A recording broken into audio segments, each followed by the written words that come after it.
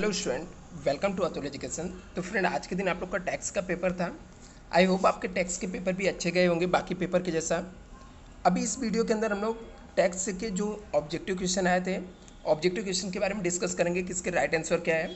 तो आप लोग एक बार अपने आप को मैच कर लेना कि कितना आपका ऑब्जेक्टिव क्वेश्चन राइट होता है, और चाहिए तो आप लोग कमेंट करके मुझे बताना कि आपके कितने ऑब्जेक्टिव क्वेश्चन राइट हुए हैं। तो सबसे फर्स्ट आपको पूछा था, यहाँ पे लिखा था select the most appropriate option और rewrite the full sentence. Sentence को लिखकर वापस से आपको क्या करना रहता है, आंसर लिखना था। और बहुत सारे स्टूडेंट मुझे क्वेश्चन पूछते कि सर यदि मान लो मैंने सेंटेंस को नहीं लिखा तो ऐसे में मार्क्स मिलेगा नहीं मिलेगा। तो स्टूडेंट ऐसे में डिपेंड करता है, जो आपका पेपर चेक करने वाला एग्जामिनर होता है 90% चांस होता है वो आपको मार्क्स देगा। कभी कभी कोई ऐसा रेयर रहता है स्टूडेंट जो आपको मार्क्स नहीं देता है। सबसे फर्स्ट क्वेश्चन था कि यस जीएसटी द अप्लीकेबल, बोलता है यस जीएसटी कब लगता है, जब goods are sold within the state. आपको पता रहेगा, हम लोगों ने पढ़ा था कि जब गुड्स हम लोग विद इन द स्टेट के अंदर सोल्ड करते हैं तो उसके अंदर एस जीएसटी लगता है और क्या लगता है, सी जीएसटी लगता है। तो विद इन द स्टेट जब आपका सप्लाई होता है तो उसे हम लोग क्या लगता है, एस जीएसटी लगता है। Dash is the threshold the limit turnover preceding the financial year opted the pay the tax under the composition scheme special category state. तो कंपोजिशन स्कीम के अंदर स्पेशल कैटेगरी के state के लिए मैंने कितना लिमिट बताया था, 75 लैक्स था। तो बहुत ही सिंपल ऑब्जेक्टिव था। यहाँ पर क्वेश्चन नंबर 3 आपको पूछा गया है कि dash the exempted from GST. GST से इसमें से क्या एग्जम्प्टेड है। तो यहाँ पर एग्जम्प्टेड रहता है जो हम लोग को business exhibition outside of India यदि कोई रहेगा तो ये क्या होता है, आपका एग्जम्प्टेड होता है। यहाँ पर लिखा tax invoice must be issue by the supplier made by him. तो क्या होता है, एवरी रजिस्टर्ड पर्सन नॉट पे tax under the composition scheme. तो ऐसे में क्या होता है, इशू करना पड़ता है। ऐसे में थोड़ा कंफ्यूजिंग वाला ऑप्शन यहाँ पर ऑल ऑफ दी अबव भी आ सकता है, बट यहाँ पर राइट ऑप्शन मेरे हिसाब से सी होगा। बट इन केस आपको कुछ अलग लगा तो आप लोग कमेंट करके बता सकते हो मुझे। 99% जो बताया वो राइट है। इन केस 1% कोई चांसेस होता है, कभी कभार हो सकता है डाउट। नेक्स्ट यहाँ पे लिखा है the liability to pay tax on goods shall arise at dash. तो कब होता है लाइबिलिटी से अराइज होता है, टाइम ऑफ सप्लाई के ऊपर होता है। टाइम ऑफ सप्लाई जब गुड्स हम लोग पे करते हैं तो टाइम ऑफ सप्लाई के टाइम होता है। यहाँ पर हम लोग को कैलकुलेट करना था, ठीक है। तो बोलते हैं आपको 1,08,100 था जिसके अंदर इंक्लूड 12% जीएसटी है। तो आपको सबसे पहले इसका रियल वैल्यू निकालने का, 1,08,100 डिवाइड बाई 112 करने का, जो रियल वैल्यू आएगा उसके ऊपर हम लोग कितना परसेंट निकालेंगे, 12% निकालेंगे। तो हमारा अमाउंट कितना आ जाएगा, 10,800 से इसका राइट ऑप्शन आ जाएगा ए। नेक्स्ट यहाँ पे लिखा है dash is the refers the receipt of goods and services both whether by the purchase acquisition any other means without consideration. इसका क्या हो जाएगा, इसे हम लोग इनवर्ड सप्लाई बोलते हैं। Supply of goods and services which is the constituted predominated elements of the composite supply is called. तो इस सप्लाई को हम लोग क्या बोलते हैं, प्रिंसिपल सप्लाई बोलते हैं। क्या बोलते हैं, प्रिंसिपल सप्लाई।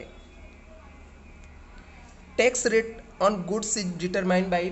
तो टैक्स रेट जो डिटरमाइन होता है वो कौन करता है, जीएसटी काउंसिल करता है। लिखा है every person shall have the order eligible for grant of registration under GST. किसके बेस पे, पेन नंबर के बेस पे होता है। Transfer of title in goods is supply of dash. तो ये क्या होता है, गुड्स का होता है जिसमें हम लोग टाइटल्स ट्रांसफर करते हैं।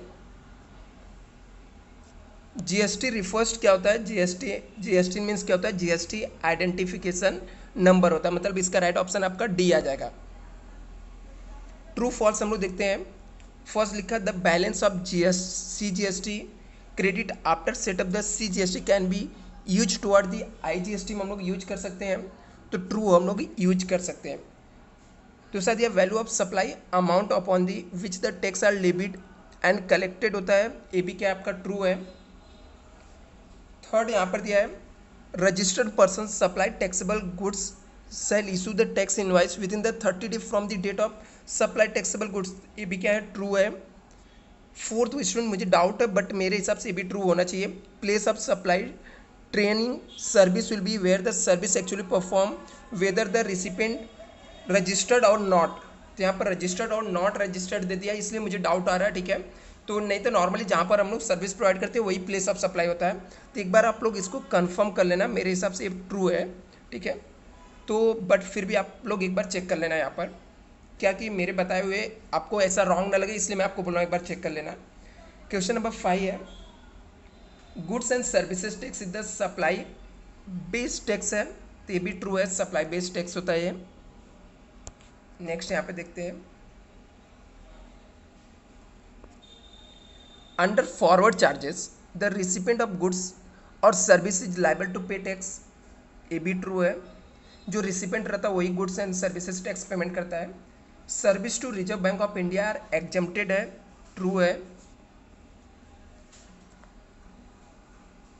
Place of supply goods exported from India shall be located to the exporter है, ये क्या स्टेटमेंट फॉल्स है। Service by any court tribunal establishment under any law is the supply of service है, ये statement क्या है, फॉल्स है, वो किसी के अंदर नहीं आता है। मतलब आपका यहाँ पर 8 भी फॉल्स है, 9 भी फॉल्स है। आगे लिखा the rate of composition for the trading firm के लिए 5% है, नहीं 0.5 है।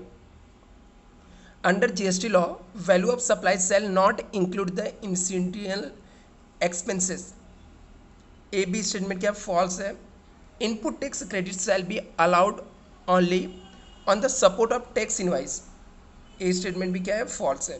मतलब यहाँ पर कि 8 से लेकर 12 आपका क्या है फॉल्स है, 1 to 7 क्या आपका ट्रू है।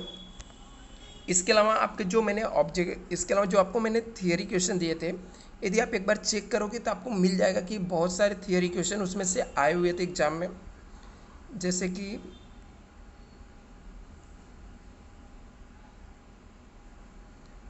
एग्रीगेट टर्नओवर क्या होता है, मैंने आपको बोला था कि पढ़ के जाना है। Time of supply of goods क्या होता है, इलेक्ट्रॉनिक कैश लेजर क्या होता है, इंटर स्टेट सप्लाई और इंट्रा स्टेट सप्लाई क्या होता है, और कंपोजिशन स्कीम, ये सब के सब आप लोग चाहिए तो जाकर चेक कर लेना। जितने भी थियरी क्वेश्चन मैं दिया था सब उसी के थियरी क्वेश्चन में से आया हुआ है। और मैंने लास्ट टाइम जो आपको आईटीसी कराया था और भी जो क्वेश्चन कराए थे, बहुत सारे क्वेश्चन उसमें से फंसे। पेपर को यदि मैं ओवरऑल बोलूँ तो स्टूडेंट बहुत ही सिंपल पेपर था। यदि आप लोगों ने थोड़ा भी पढ़कर किए रहोगे तो मोस्टली आपके राइट हुए रहेंगे पेपर। बट यदि आपको कहीं लगता है कि रॉन्ग कुछ है तो आप लोग कमेंट करना, ठीक है। यदि कुछ भी डाउट रहे आपको रिलेटेड टू पेपर आप लोग कमेंट कर सकते हो। और स्टूडेंट यदि आप लोग ने अभी तक चैनल को नहीं सब्सक्राइब किया तो आप लोग चैनल को प्लीज़ सब्सक्राइब कर लेना।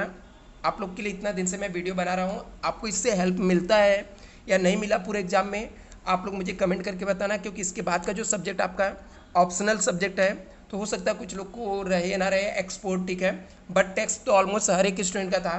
तो एटलीस्ट आपका कमेंट हमारे लिए बहुत इंपॉर्टेंट है, कमेंट जरूर करना है student. Thank you so much.